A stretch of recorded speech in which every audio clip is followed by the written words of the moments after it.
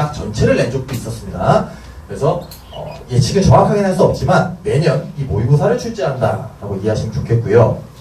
넘어가면 네 번째, 제가 시험지를 보통 이렇게 분석을 해보면은 교과서 및 프린트에서 한 70% 정도, 그리고 전국 모의고사에서 20% 정도, 30문제 기준으로 한 6문제 정도가 모의고사에서 나온다고 보시면 되겠고요.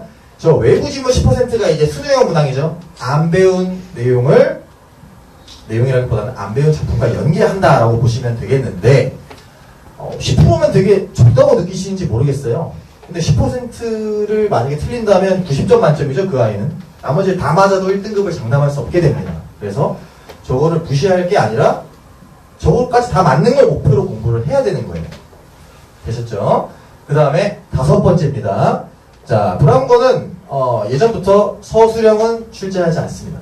그래서 오로지 객관식만으로 출제를 해요. 그래서 제가 뭐 서술형을 조건에 감점되지 않게 예쁘게 쓰는 훈련 이런 건 시키지 않습니다. 그래서 오히려 고난도 객관식 함정에 빠지지 않는 훈련을 위주로 한다고 보시면 되겠고요. 그 시간 대비 문제수가 주변 학교들에 비해서 많은 편이 아니에요. 서술형도 없는데. 그래서 시간 압박을 딱히 가하는 학교는 아니라고 알고 계시면 좋겠습니다. 자, 그래서 제가 이제 총평을 할 건데, 자, 정리하면요. 난이도가 무난하다는 인식이 그동안 많았죠. 프린트 위주로 돌리면 어느 정도 나왔었으니까. 그리고 시간 압박도 없고 서술형도 없어서요.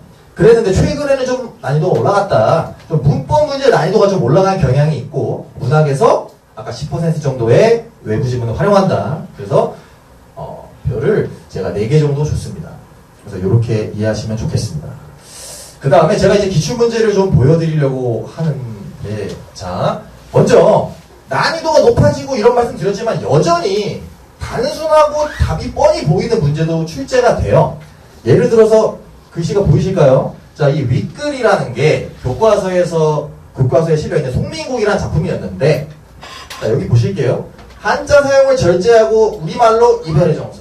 우리말의 아름다움을 잘 살렸다는 건 교과서에 그대로 나와 있었고, 주제도 당연히 배웠죠. 1번은 당연히 맞는 선지고, 2번, 두 여인이 대화하는 형식이다. 당연히 배웠는데, 여기 보시면요. 임을 원망하는 여인이라고 했는데, 학교에서 필기를 해줬습니다. 임을 절대 원망하지 않는다고. 그러니까, 보자마자 모르는 문제예요, 저거를. 3, 4, 5를 읽을 필요도 없는 거예요.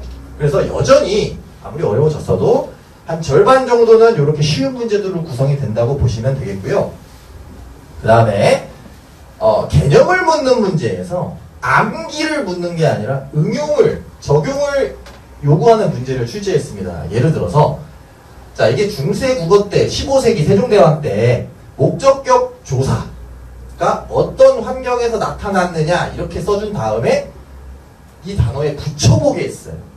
그러니까 어떤 걸 외운다고 그냥 되는 게 아니라 이 내용을 이해하고 있었어야 처음 보는 단어의 조사를 붙여볼 수 있겠죠. 그래서 좀 응용을 요구하는 식으로도 출제를 한다. 이렇게 보시고요. 넘어가서 드디어 수능형 문제 제가 보여드리겠습니다. 자, 이 시는 지금 여기 없어요. 이 시는 교과서에 있는 작품이었고, 보기 사이의 공통점인데 이게 처음 보는 작품이에요. 안 배운 작품이었습니다. 그래서 보시면 위에 있는 시는 교과서, 보기는 처음 보는 작품. 근데 물어본 건 공통점이에요. 그래서 어느 정도 국어에 대한 기초 체력이 없는 친구, 전혀 없는 친구는 좀 대처하기 어려울 수도 있겠습니다. 물론 제가 훈련을 시키겠지만 어느 정도 평상시 실력이 좀 반영이 되는 부분이라고 보셔야겠어요. 그 다음에 넘어가서 하나 더 보여드리겠습니다.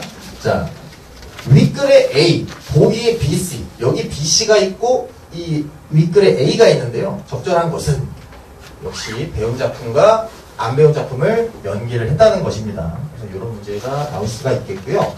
넘어가서 전국연합학력평가, 전국모의고사 활용하는 거, 다는 교과서 작품인데 나는 모의고사 작품입니다. 그래서 이런 식으로 연계해서 출제를 했다. 넘어가겠습니다. 마지막인데요.